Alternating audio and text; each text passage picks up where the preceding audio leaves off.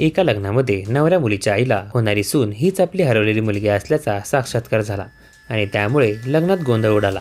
आणि त्यानंतर काय घडलं ते जाणून घेण्यापूर्वी चॅनलला सबस्क्राईब करायला विसरू नका.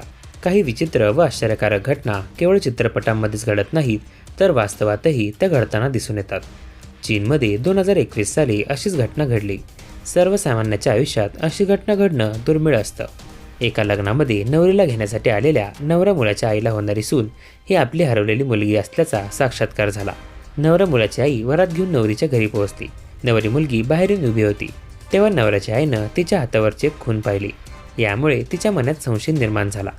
त्यानंतर मुलीच्या आईवडिलांनी ती मुलगी आपल्याला रस्त्याच्या कडेला सापडल्याचं कबूल केलं. त्यामुळे त्यांनी मुलीला दत्तक घेतलं होतं. त्यामुळे नवऱ्याच्या आईची खात्री पटली. त्यांनी सांगितलं की ती मुलगी त्यांच्या पोटची मुलगी आहे. ती 20 वर्षापूर्वी त्यांच्यापासून लांब गेली होती. हे समजल्यावर आई व मुलगी यांच्यातलं नातं पुन्हा जोडलं गेलं. नवरी मुलगी होणाऱ्या सासूची खरी मुलगी असल्याचं लक्षात आल्यावर लग्न कसं होणार हा प्रश्न सर्वांना पडला. मात्र लवकरच त्यातलं सत्यही सर्वांसमोर आलं. नवरा मुलगा देखील त्या दाम्पत्याचा पोटचा मुलगा नव्हता. त्यांनी त्याला दत्तक घेतलं होतं. या खुलाशानंतर दोन्ही कुटुंबियांनी त्यांचं लग्न लावण्याचा निर्णय घेतला.